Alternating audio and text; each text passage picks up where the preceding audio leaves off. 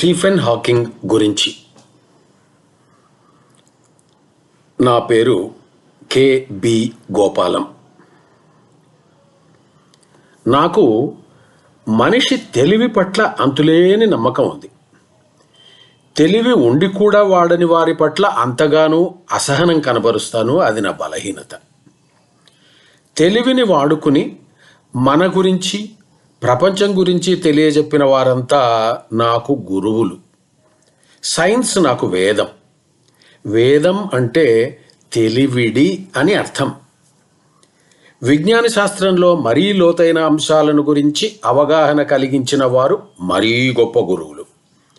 వారి గురించి, వారు చెప్పిన అంశాలను గురించి తోటి వారికి నాకు అర్థమైనంతలో, చేతనైనంతలో అందించాలని రాస్తుంటాను, మాట్లాడుతుంటాను. నేను ఈ మధ్యన 3 భౌతిక శాస్త్రవేత్తలను గురించి పుస్తకాలు రాయవలసి వచ్చింది. వారు న్యూటన్, ఐన్స్టైన్, స్టీఫెన్ హాకింగ్. ఆ తరువాత నాకు వాళ్ళు 3 బాగా తెలిసిన మనుషులు అన్న భావన మనసులో గట్టిగా నాటుకుపోయింది. హాకింగ్ విషయంలో ఈ భావన మరింత ముందుకు వెళ్ళింది. అతను నాకు ఒక మిత్రుడు అనిపిస్తుంది. కానీ ఏనాడు మేము ఒకరినొకరు పలకరించుకోలేదు, చూడనూ లేదు. ఆయన ఉన్నాడని నాకు తెలుసు, నేను ఉన్నానని ఆయనకు తెలిసే అవకాశమే లేదు. ఇద్దరము చదువు, పుస్తకాల మీద గౌరవం గల మామూలు కుటుంబంలో పుట్టిన వాళ్ళమే. చదువు అవకాశం లేకున్నా చచ్చి చెడి బాగానే చదువుకున్నాం. ఇద్దరికీ ఆరోగ్యం సర్వనాశనం అయింది. అయినా అతను ఎన్నో గొప్ప పనులు చేశాడు. నేను కూడా ఆ ప్రయత్నంలోనే ఉన్నాను. నా స్థాయిలో నేను ఇప్పటికీ 100కు పైగా పుస్తకాలు రాశాను అంటే హాకింగ్తో సమానంగా గొప్పవాడిని కాను, కానీ ఆ మార్గంలో నడవాలని ప్రయత్నిస్తున్న వారిలో ఒక్కడిని అని సగర్వంగా చెప్పుకుంటాను. హాకింగ్ చనిపోయినప్పుడు ఒక వ్యాసం రాశాను. కానీ ఆనాటికి స్నేహితుడు అన్న భావన అంతగా బలపడలేదు. పుస్తకాలు రాయాలన్న అవసరంతో ఆయన గురించి దొరికిన సమాచారం అన్ని మూలల నుంచి వెతికి చదివాను. ఎన్నో ఫోటోలు సేకరించాను. ఐజాక్ న్యూటన్ గురించి పుస్తకం గడిచిన సంవత్సరమే బజార్లోకి వచ్చింది. నిజానికి అంతకు ముందు సంవత్సరం అని చెప్పాలి. ఇక ఈ సంవత్సరం అంటే 2019లో ఆల్బర్ట్ ఐన్స్టైన్, స్టీఫెన్ హాకింగ్లను గురించి పుస్తకాలు రాశాను. నిజానికి హాకింగ్ గురించి 2 పుస్తకాలు రాశాను. మొత్తానికి నాకు భౌతిక శాస్త్రంలోని లోతైన అంశాలను గురించి ఆలోచించడానికి అవకాశం దొరికింది. విజ్ఞాన శాస్త్రంలో సైంటిస్టులు అంతకు ముందు తమ రంగంలో జరిగిన పరిశోధనలు ఆధారంగా చేసుకుని మరిన్ని కొత్త ఆలోచనలకు దారులు వేస్తారు. ఈ ప్రయత్నంలో కొన్ని విచిత్రాలు జరగడం మనం సులభంగా గమనించవచ్చు. ముందుగా న్యూటన్ గురించి కొన్ని ముచ్చట్లు. యాపిల్ పండు అతని తల మీద పడ్డదో లేదో తెలియదు. చాలామంది పడలేదు అంటున్నారు. ప్రపంచం మాత్రం పడ్డది అనుకుంటున్నది. ఎందుకంటే ఏనాడో చెప్పిన కథలను నమ్ముతూ ఉండడం ప్రపంచం పద్ధతి. ఆ సంగతి పక్కన పెడితే న్యూటన్ 300 సంవత్సరాల నాడు ప్రపంచంలోని పరిశోధకుల ఆలోచనలను ఒక కొత్త దారిలోకి పెట్టాడు. భూమికి అలాగే విశ్వంలోని పెద్ద నిర్మాణాలకు గల ఆకర్షణ శక్తిని గురించి ఆయన చెప్పాడు. దాన్ని మన వాళ్ళు గురుత్వాకర్షణ శక్తి అంటే పెద్ద ఆకారం వలన కలుగుతున్న ఆకర్షణ శక్తి అంటున్నారు. చలనం అంటే కదలికలకు సంబంధించిన సిద్ధాంతాలను కూడా న్యూటన్ సిద్ధం చేసి చెప్పాడు. అంతకుముందు ప్రపంచంలో కదలికలు లేవా?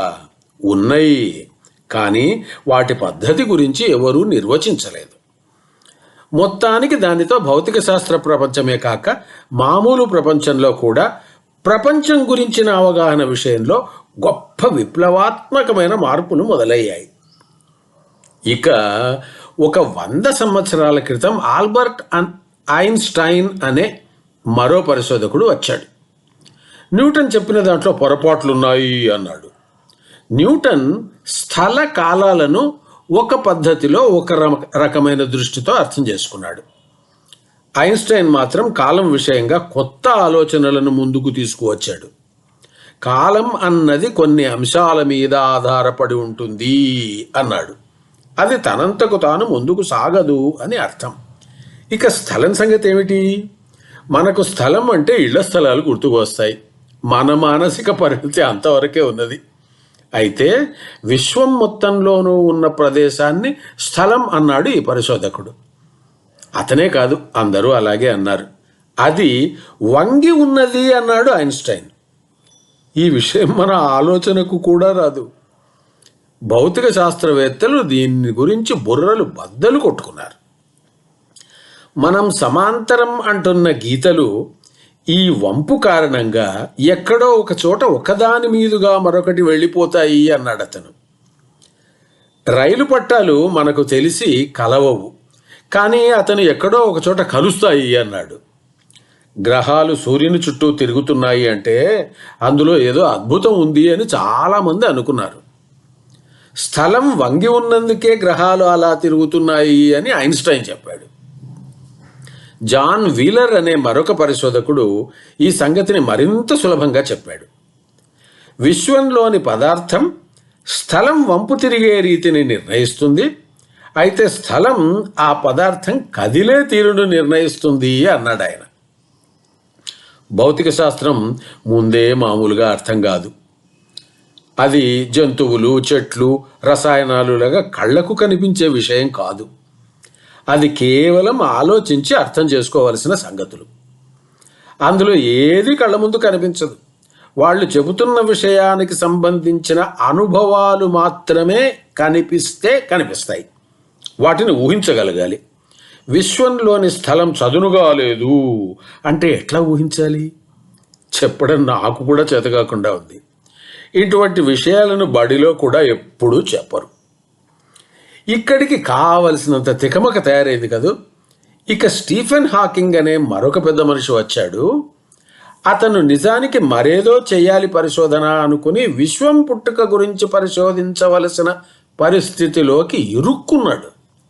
కానీ అతను ప్రపంచానికి ఆ రంగం గురించి అందించిన ఆలోచనలు భౌతిక శాస్త్ర రంగంలో వారిని మరికొన్ని 10 సంవత్సరాల దాకా పనిలో పెట్టి నిద్ర రాకుండా చేసే రకంగా ఉన్నాయి.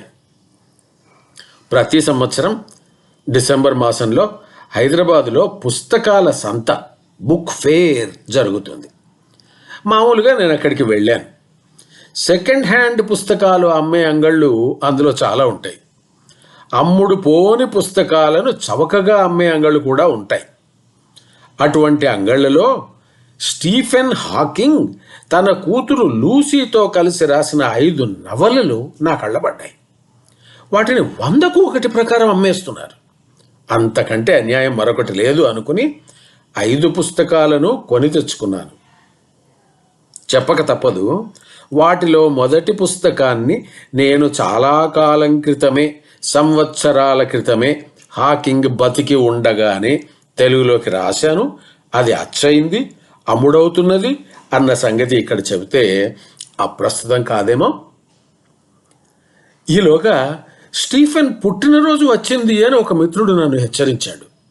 నా పుట్టినరోజు నాకు గుర్తుండదు. ఇక నేను మిగతా వారి పుట్టినరోజులు ఎందుకని గుర్తుపెట్టుకుంటాను? కానీ స్టీఫెన్ హాకింగ్ను అంత సులభంగా మరిచిపోవడం వీలు కాదు. అతని బొమ్మ ఒకటి అచ్చు వేసుకుని గోడకు తగిలించి ప్రతినిత్యం ప్రొద్దున్నే దండం పెట్టాలి అనే ప్రయత్నంలో ఉన్నాను. బద్ధకం అని తెలుసు కదా, ఆ పని ఇంకా జరగలేదు, ఎప్పుడో జరుగుతుంది. అక్కడ ఐన్స్టైన్ బొమ్మ కూడా ఉంటుంది. అతని బతుకు నడిచిన తీరు ఆశ్చర్యకరంగా ఉంటుంది. అతను కాదు, వీళ్ళందరూ అంతే. అందుకే నేను నా పుస్తకాలలో 3 పరిశోధకుల విషయంలోనూ వాళ్ళ సైన్స్ కన్నా బతుకు తీరు గురించి ఎక్కువగా రాసినట్లున్నాను.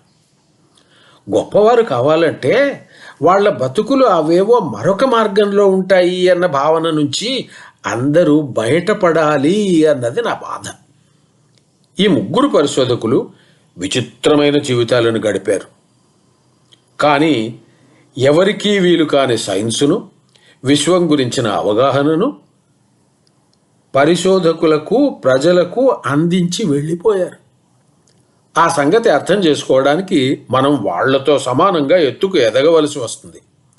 అది మనకు అంత సులభంగా వీలు కాదు అని కనీసం నాకు తెలుసు. ముగ్గురు మరెవరినీ పట్టించుకోకుండా తమ దారిన తాము బతుకు సాగించారు. పరిశోధన సంగతి అంతే. స్టీఫెన్ హాకింగ్ బుర్ర నిండా ఆలోచనలు ఉండేవి. అతనికి ప్రతి క్షణం చెప్పడానికి ఏదో ఒక విషయం కనపడుతూనే ఉండేది. 150 పరిశోధన పత్రాలు రాశాడు. వాటిలో కొన్ని మరీ పేరు పొందాయి. అసలు సంగతి, అతనికి వయస్సు 20 ప్రాంతాలలో ఉండగా మరొక 2 ఏళ్లలో చనిపోతాడు అని చెప్పారు. నాలాగే అతను అంతంత ఆరోగ్యం మనిషి. నేను బాగానే ఉన్నాను. అతను మాత్రం మరీ కదలలేని స్థితిలో చేరుకున్నాడు. కానీ నిక్షేపంగా 76 సంవత్సరాల వయసు వరకు బతికాడు. ఊరికే బతకలేదు, మహత్తరంగా బతికాడు. పిల్లలను కన్నాడు. అంతకన్నా గొప్పగా సైన్సు ప్రపంచాన్ని ఉర్రుతలూగించాడు. అతని పరిశోధన కేవలం మనసులో జరిగింది. సైద్ధాంతిక భౌతిక శాస్త్రం అన్నాం కదా, పరిశోధనశాలతో అవసరం లేదు, బుర్ర ఉంటే చాలు. బతికినన్నాళ్ళు అతను కదలలేక చక్రాల కుర్చీలో ఉన్నాడు అన్న సంగతి తెలియని వాళ్ళు బహుశా ఈ ప్రపంచంలో లేరేమో. అతను ప్రపంచమంతా తిరిగి ఉపన్యాసాలు ఇచ్చాడు. టీవీ కార్యక్రమాల్లో కనిపించాడు. సినిమాల్లో నటించాడు. అందరికీ అభిమానపాత్రుడయ్యాడు. పుస్తకాలు రాశాడు. అవి ప్రపంచంలోనే గొప్ప పుస్తకాలు అనిపించుకున్నాయి. A brief history of time అన్న పుస్తకం గురించి వినని వారు ఉండరు. ఎక్కడికి వెళ్ళినా, ఏం మాట్లాడినా ప్రపంచమంతా నిలబడి అతడిని గమనించింది. తాను పరిశోధిస్తున్న మౌలిక భౌతిక శాస్త్రం గురించి మాత్రమే కాకుండా అతను మరెన్నో విషయాలను గురించి పట్టించుకున్నాడు. తనలాంటి కదలలేని మనుషులకు సాయం చేయాలని ఎంతో ప్రయత్నించాడు. అణుయుద్ధం గురించి ప్రపంచాన్ని హెచ్చరించాడు. జెనెటిక్ ఇంజనీరింగ్ ద్వారా చేయదలుచుకున్న మార్పులను గురించి హెచ్చరించాడు. అది మన అదుపు తప్పి అపాయకరంగా మారే వీలు ఉంది అన్నాడు. ఆర్టిఫిషియల్ ఇంటెలిజెన్స్ అనే కృత్రిమ జ్ఞానం అనుకున్న మార్గాన కాక మరి ఎక్కడికో దారితీసే వీలు ఉంది అన్నాడు. ఇతర గ్రహాల నుంచి జీవులు ఇప్పటికే మన భూమి మీదకి వచ్చేసారేమో అన్నాడు. హాకింగ్ నిజంగా ఆసక్తికరమైన వ్యక్తి. అందరికీ ఆసక్తి కలిగించే విషయాలను గురించి అతను ఎన్నో వివరాలను చెప్పి వెళ్ళిపోయాడు. విశ్వం పుట్టినప్పుడు అంతకు ముందు ఏమీ లేదు కదా. అటువంటి ఏమీ లేదులో నుంచి విశ్వాన్ని పుట్టించడానికి దేవునితో అవసరం లేదు అని అతను గట్టిగా వాదించాడు. క్రైస్తవ మతం వారికి మూల కేంద్రమైన వాటికన్ వారు అతడిని తమ విజ్ఞాన శాస్త్రం కమిటీలోకి చేర్చుకున్నారు. అన్నిటికన్నా గొప్ప అవార్డు ఇచ్చారు. పోపు స్వయంగా లేచి వచ్చి హాకింగ్ ముందు మోకరిల్లి ముచ్చటించాడు. నిజానికి ప్రపంచంలో అందరూ పోప్ ముందు మోకరిస్తారు. ఇక్కడ సంగతి తారుమారైంది. చాలామందికి అది నచ్చలేదు. గగ్గోలు జరిగింది. ఈ సంగతులన్నీ పక్కన పెట్టి స్టీఫెన్ హాకింగ్ మాత్రం తను నమ్మిన విషయాలను గురించి నిస్సందేహంగా అక్కడే చెప్పేశాడు. ఇక ప్రపంచమంతటా గోల మొదలైంది. కంటికి కనిపించని అంశాలను గురించి మానవులకు నమ్మకం ఎక్కువ. అది 21వ శతాబ్దంలో కూడా కొనసాగుతున్నది. భౌతిక శాస్త్రం కూడా అటువంటిదే అన్నాను మరి. అయినా దీని దారి వేరు. దీన్ని నమ్మేవాళ్ళు ఎవరూ లేరు. స్టీఫెన్ హాకింగ్ లాంటి మనుషులు, అతన్ని మనిషి అనకూడదు, అతను ఒక మహామానవుడు. అటువంటి వారు చాలామంది రావాలి. అప్పుడు కానీ ఈ ప్రపంచం మరొక వైపు తల తిప్పదు.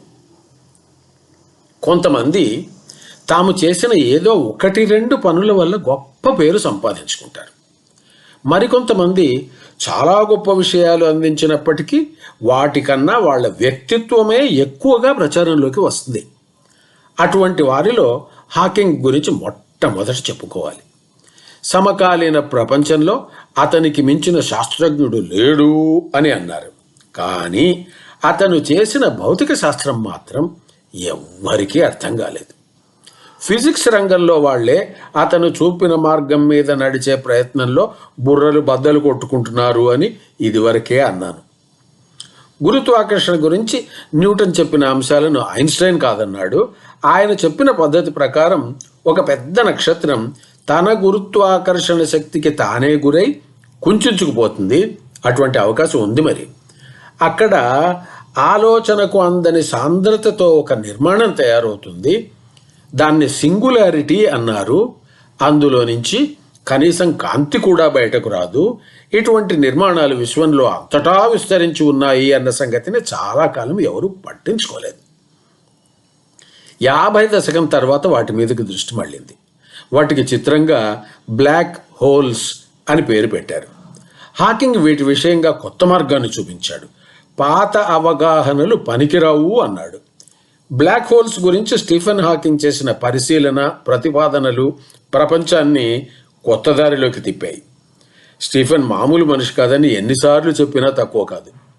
ప్రపంచం గురించిన పూర్తి అవగాహన కోసం అతను ప్రయత్నించాడు. అందరూ బ్లాక్ హోల్స్ పుట్టుక గురించి ఆలోచిస్తూ ఉంటే అతను మాత్రం విశ్వం పుట్టుక గురించి ఆలోచన మొదలుపెట్టాడు. రోజర్ పెన్రోజ్ అనే మరొక పరిశోధకునితో కలిసి విశ్వం గురించి పునరాలోచన సాగించాడు. విశ్వం అనే సినిమాను ఒక్కసారి వెనక్కు తిప్పి చూడగలిగితే సింగులారిటీ అనే చోటికి చేరుకుంటాం అని వాళ్ళు ప్రతిపాదించారు. వాక్యం చివరలో పెట్టే చుక్క అంత నిర్మాణంలో నుంచి ఈ విశ్వం అంతా పుట్టింది అని ఒక ప్రతిపాదన చేశారు. విశ్వం వ్యాప్తిని గురించి ఆలోచించే శక్తి మన బుర్రలకు లేదు అంటే ఆశ్చర్యం కాదు. అంతటి విశ్వాన్ని గురించి ఆలోచించగల బుర్ర స్టీఫెన్ హాకింగ్కు మాత్రం ఉంది. బ్లాక్ హోల్లోకి వెళ్ళిన పదార్థం బయటకు రాదు అని అప్పటి వరకు విజ్ఞాన శాస్త్ర ప్రపంచం అనుకుంటూ ఉన్నది. హాకింగ్ మాత్రం అందుకు వ్యతిరేకంగా ఆలోచించాడు. బ్లాక్ హోల్స్కి పదార్థాన్ని బట్టి పరిమాణం, సాంద్రత ఉంటాయి అన్నాడు. బ్లాక్ హోల్స్ గురించి ముందు జరిగిన పరిశోధన వివరం చెప్పుకోవాలంటే మనలాంటి వాళ్లకు అంత సులభంగా వీలు కాదు. బ్లాక్ హోల్స్లో వేడిమి ఉంటుంది అన్నాడు స్టీఫెన్. ఆ వేడిని అది బయటకు వెదజల్లుతుంది అని కూడా అన్నాడు. అలా బయటకు వస్తున్న వేడిమికి హాకింగ్ రేడియేషన్ అని పేరు పెట్టారు. బ్లాక్ హోల్లో నుంచి వేడి బయటకు వస్తుంది కనుక కొంతకాలానికి అది కుంచుకుపోతుంది అని కూడా ఒక అద్భుతమైన విషయాన్ని ప్రపంచం ముందు హాకింగ్ ప్రతిపాదించాడు. బ్లాక్ హోల్స్ అంటే నల్లని రంధ్రాలు అని అర్థం. అవి నల్లనివి ఏమీ కావు అన్నాడు హాకింగ్. నిజానికి అవి రంధ్రాలు కూడా కావు. మరి ఆ పేరు ఎందుకు పెట్టినట్టు తెలియదు. కొంతకాలానికి బ్లాక్ హోల్ లేకుండా ఎగిరిపోతుంది అని కూడా అన్నాడు. లేకుండా పోతుందని అర్థం. అయితే అందుకు పట్టే కాలం విశ్వం వయసు కన్నా ఎక్కువగా ఉంటుంది అన్నాడు. మన వయసు గురించి సరిగా లెక్క తెలియని మనలాంటి వాళ్లకు విశ్వం వయసు, బ్లాక్ హోల్ వయసు గురించి ఆలోచించడం కొంచెం కష్టమే. అణువుల కన్నా చిన్న బ్లాక్ హోల్స్ ఉన్నాయి అన్నది అర్థం చేసుకోవలసిన మరొక సత్యం. లక్షల హైడ్రోజన్ బాంబుల శక్తితో అవి పేలడానికి అవకాశం ఉంది. హాకింగ్ అందించిన ఇటువంటి అవగాహనలతో కాస్మాలజీ అనే అంతరిక్ష శాస్త్ర రంగంలో వారు అందరూ గట్టి కుదుపులకు గురయ్యారు. బ్లాక్ హోల్ సమాచారం అనేది ఒక సమస్యగా తయారైంది. ఒక పెద్ద నక్షత్రం ఉంటుంది, అది కుంచుకుని సింగులారిటీ తయారవుతుంది, అదే బ్లాక్ హోల్. మరి అటువంటి బ్లాక్ హోల్ సమసిపోతే నక్షత్రంతో పాటు అందులోకి వెళ్ళిన సమాచారం ఏమవుతుంది? అది ప్రశ్న. సమాచారం సమసిపోవడానికి వీలు లేదు. మనలాంటి మామూలు మెదళ్లకు ఈ విషయాలు అర్థం కావు. అర్థమైన వారికి మాత్రం ఇక నిద్ర పట్టదు. అందులోని అంతు తేలేదాకా వాళ్ళు ఏదో చేస్తూనే ఉంటారు. సమాచారం కూడా నాశనం అవుతుంది అంటాడు హాకింగ్. అది భౌతిక శాస్త్ర సిద్ధాంతం ప్రకారం కుదరదు అంటారు మిగతా వాళ్ళు. ఆ మిగతా వాళ్లలో ప్రెస్కిల్ అని పరిశోధకుడు ఒక ఆయన 1997లో హాకింగ్తో ఈ విషయంగా పందెం వేసుకున్నాడు. 2004లో ఈ విషయంగా తాను ఓడిపోయానని హాకింగ్ ఒప్పుకున్నాడు. ఆయనలోని గొప్పతనం అప్పుడు బయటపడింది. పందెం ప్రకారం ఒక విజ్ఞాన సర్వస్వాన్ని ప్రత్యర్థికి ఆయన అందించాడు. అయితే ఆ సర్వస్వం బేస్బాల్ అనే ఆటకు సంబంధించినది. ఓడిపోయాడు, కానీ కూలిపోలేదు. బ్లాక్ హోల్లో నుంచి వచ్చే సమాచారం ఎందుకో పనికి రాకుండా ఉంటుంది అన్నాడు అతను. పుస్తకం బదులు దాన్ని కాల్చి బూడిదను ప్రత్యర్థికి ఇస్తే బాగుండేది అని చమత్కరించాడు. స్టీఫెన్ హాకింగ్ జీవన ధోరణి గురించి నేను రాసిన పుస్తకంలో ఎక్కువగా చెప్పడానికి నాకు అవకాశం దొరికింది. కదలలేని ఆ వ్యక్తి హాస్యప్రియుడు అంటే నమ్మకం కలగదు. కనుకనే అతను చాలా దగ్గరగా, నా మనసుకు దగ్గరగా వచ్చినట్టు కనిపిస్తాడు. విశ్వం గురించి అతను రాసిన పుస్తకం చాలా సంక్షిప్త చరిత్ర అన్న పేరుతో ప్రపంచం ముందుకు వచ్చింది. లక్షల కాపీలు అమ్ముడైంది. వాస్తవం చెప్పాలంటే అది నాతో సహా ఎవరికీ అర్థం కాలేదు. అయినా సరే ఈ ప్రపంచంలో అతిగా పేరు పొందిన పుస్తకాలలో ఒకటిగా నిలబడింది. హాకింగ్ మరెన్నో పుస్తకాలు రాశాడు. ఆశ్చర్యకరంగా కూతురుతో కలిసి నవలలు రాశాడు. విశ్వం గురించిన విశేషాలు చిన్నపిల్లలకు అర్థమయ్యే రీతిలో కథారూపంలో చెప్పిన తీరు సాటిలేనిదిగా ఉంటుంది. ఏదో కొంచెం ఆరోగ్యం సమస్యగా ఉన్నందుకు నాలాంటి వాళ్ళు పనులన్నీ మానుకుని ఏ పని చేయకుండా కాలం గడుపుతుంటారు.